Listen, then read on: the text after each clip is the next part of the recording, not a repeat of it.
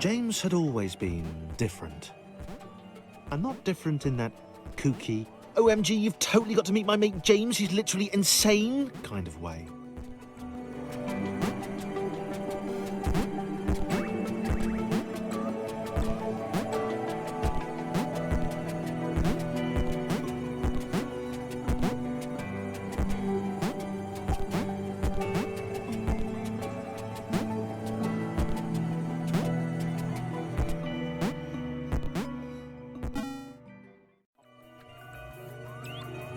He'd not seen anyone else in a long time.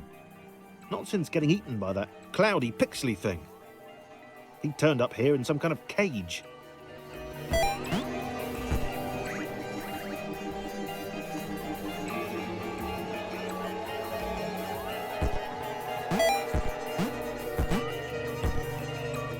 He'd gotten out, but it had taken a long time.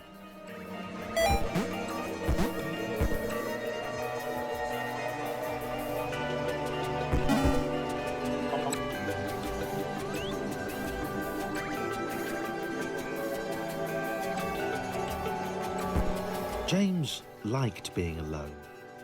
No one to insult him or question his unique disregard for Newtonian laws. Hey, Jimmy, where are you going? Up? Idiots.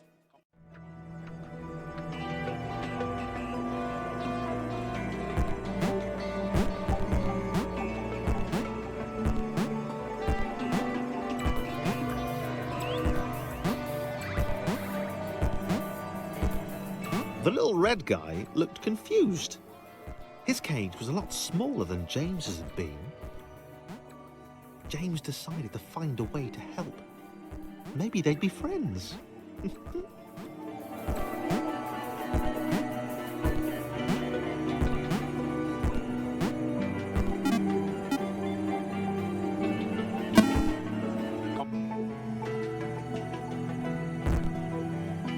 Thomas had no idea why he was here.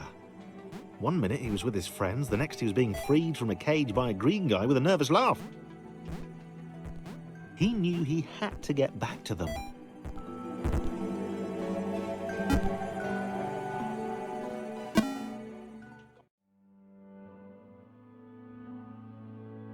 His turquoise hero seemed uncomfortable.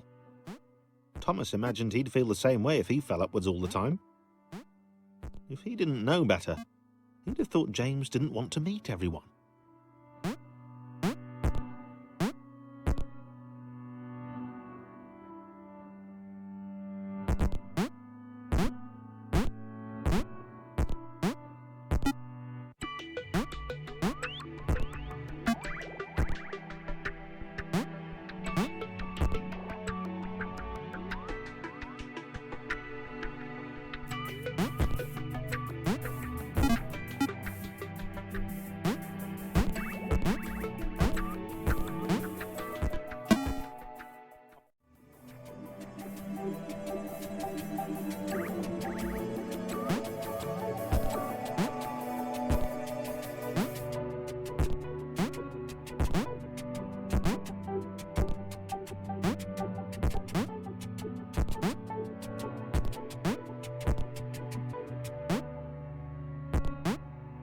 This was working.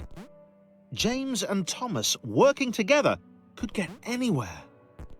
James didn't seem to understand the immense ability he possessed.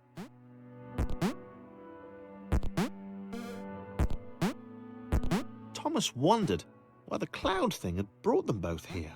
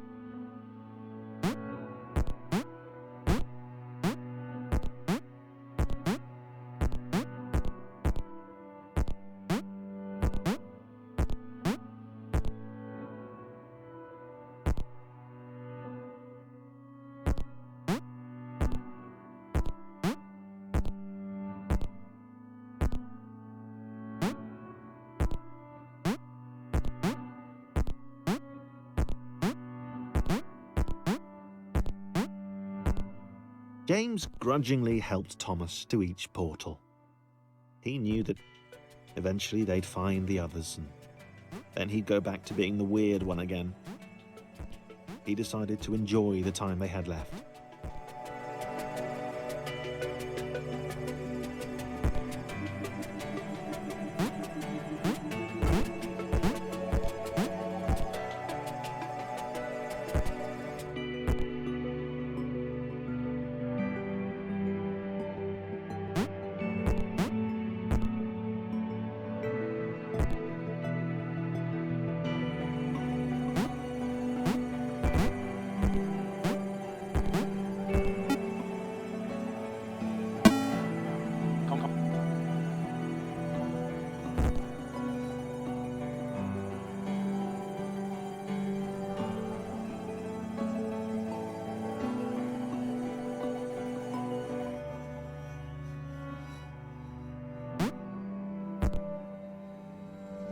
Why did Thomas even want to spend time with James?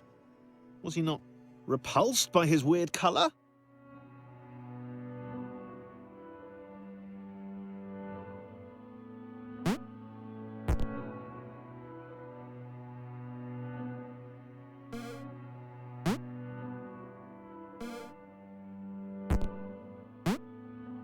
Did he not care about his inversions?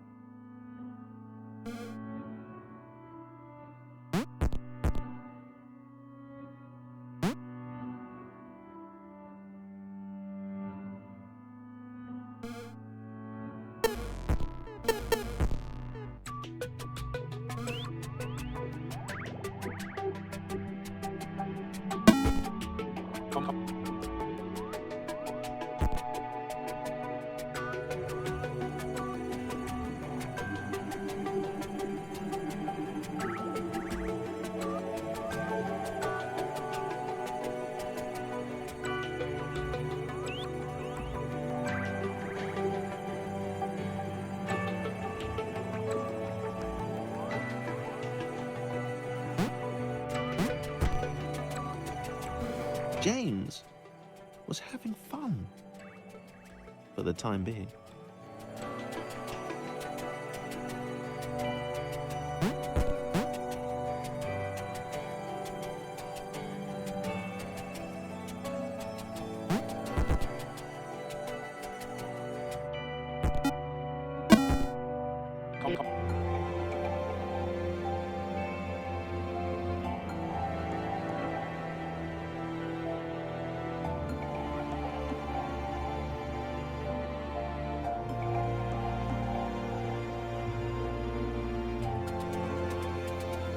Sarah leaned her wizened head back and laughed. Ha ha ha ha ha ha! The quadrilaterals were apparently after some friends of theirs. How petty an adventure.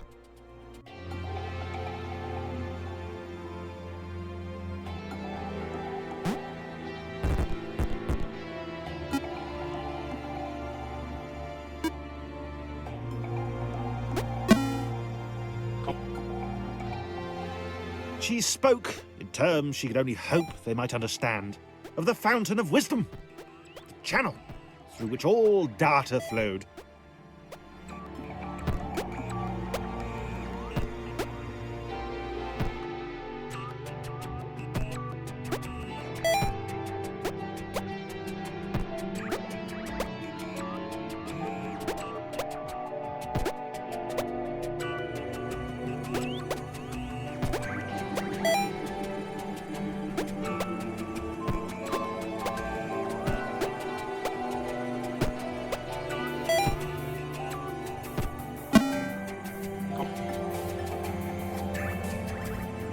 Sarah could leap in the very air itself. She was like an eagle or a flea.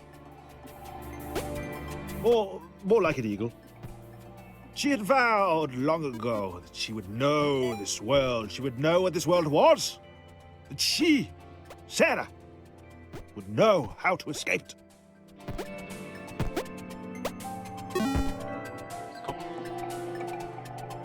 The red one. who spoke wisely for a lesser, offered Sarah their help, so long as she then helped them save their friends. He said that he too had wondered at the secrets of this world and would quite like a go on the wisdom fountain, if that was okay. Sarah marvelled at his foolishness, but accepted his help.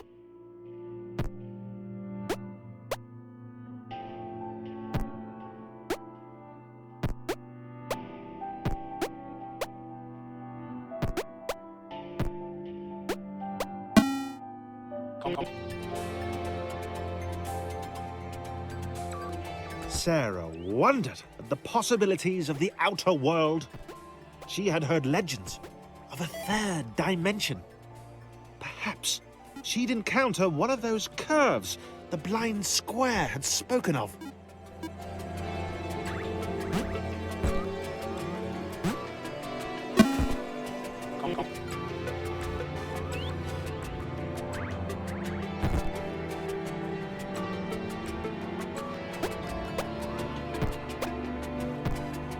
A single jump each? These were truly weak creatures. They possessed heart, though. Sarah might consider taking them with her, if they were up to it, which they were probably not.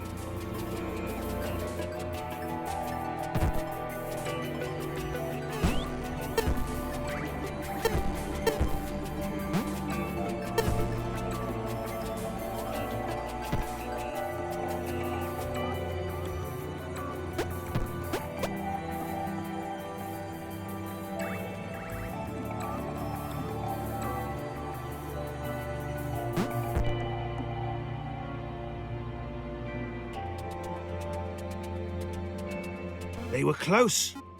Sarah sensed the presence of the fountain. Just one more portal to go, and then she would have the knowledge. And then escape.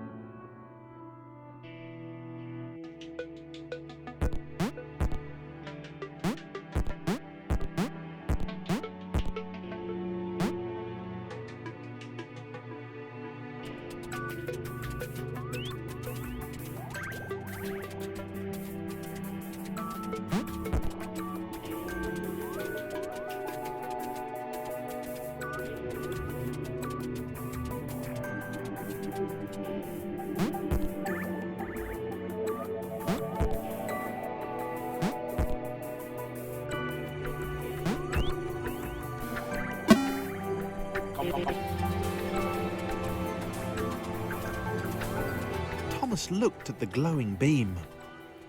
That list he'd been writing seemed pretty petty now. This was all knowledge. All of it. Right in front of him. He was sorry Sarah couldn't step into it too. He could tell she felt the same way, from the shouting and the screaming.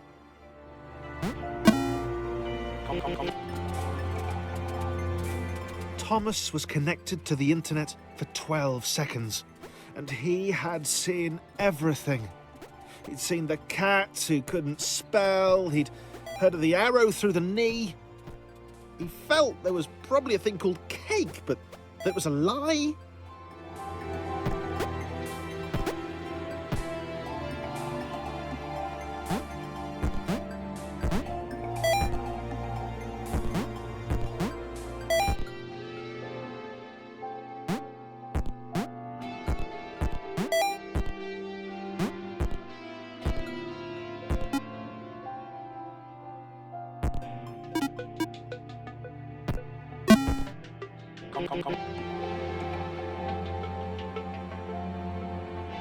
Thomas knew where they were. He knew what they had to do. He hoped the others would understand. They were just beyond the next portal.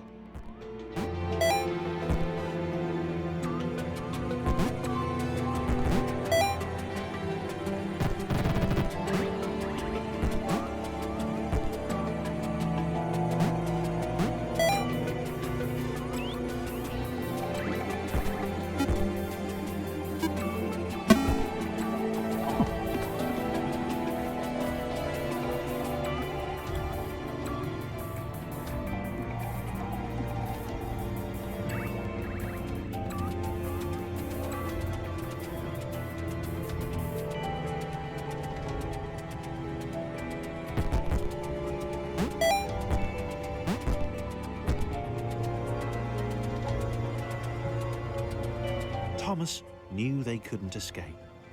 They'd been trapped permanently from the moment the clouds ate them.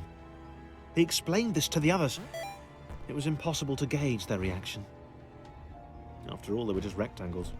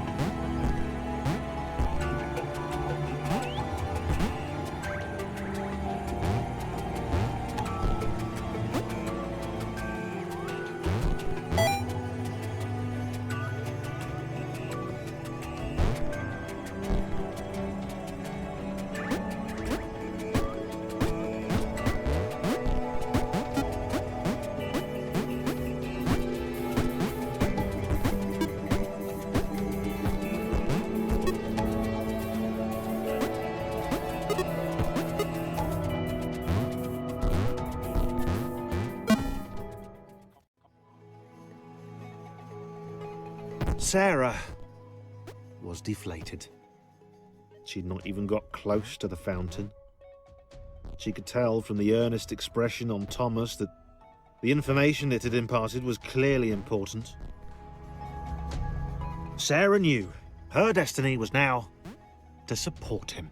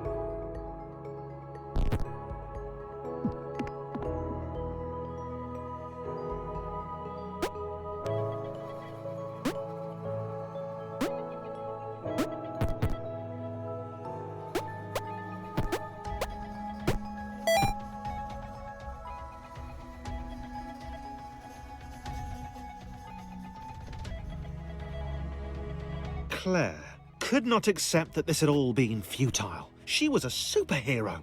There had to be a way. Not for her to get out. Red had been pretty clear on that, but there must be thousands of other AIs up there, unaware of their situation. Was there a way to help them?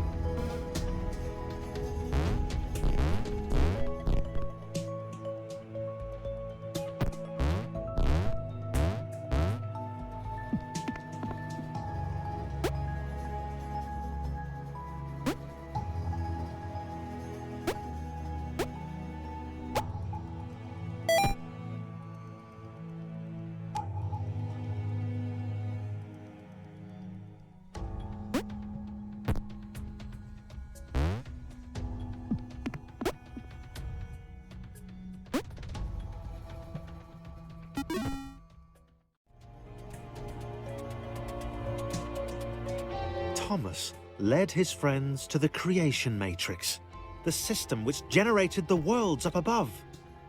He had a plan. They were going to redesign the world. That's what the humans did. They changed the world to suit them. Why couldn't they do the same?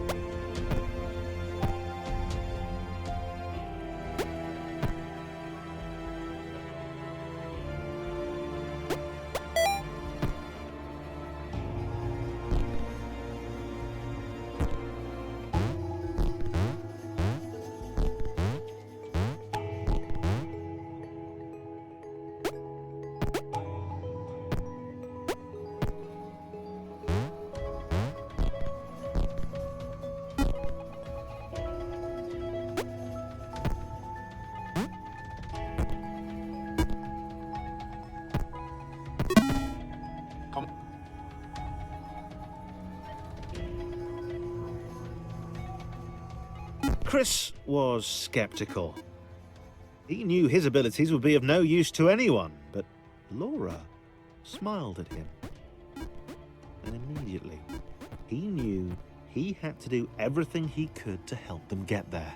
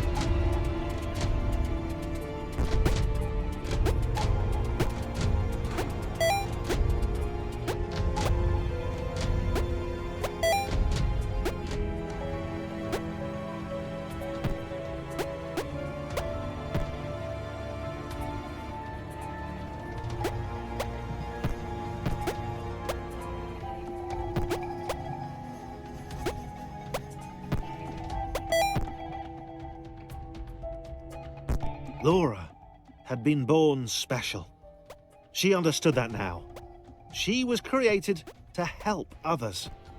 If her bounce could be passed on, then this would all have been worthwhile.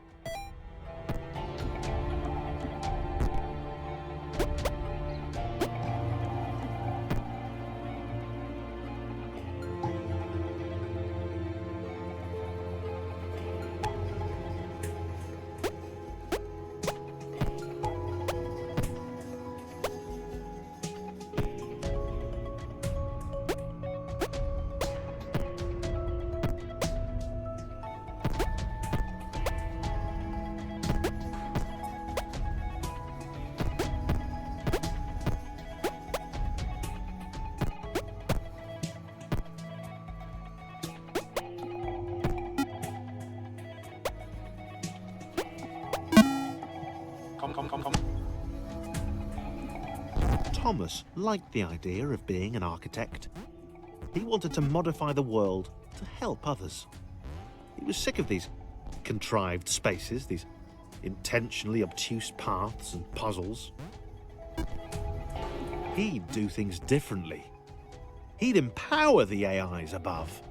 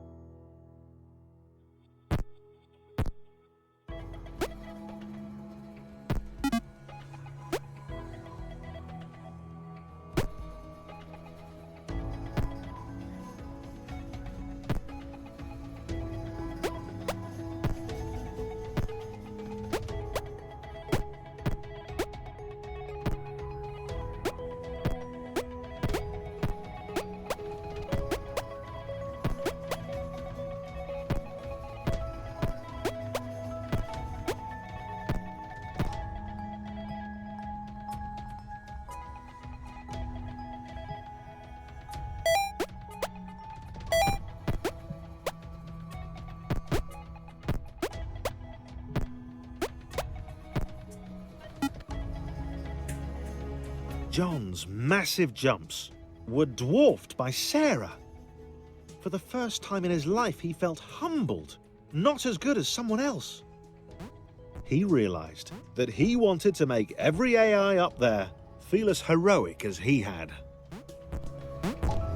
He liked the sound of that.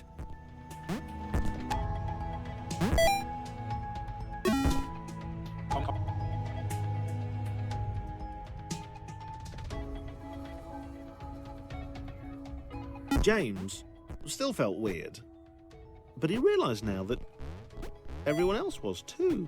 They were a crew of weirdos. Weirdness that would save all the normals up above. The other AIs would escape, and it would all be down to 7 rectangles with very different relationships to gravity.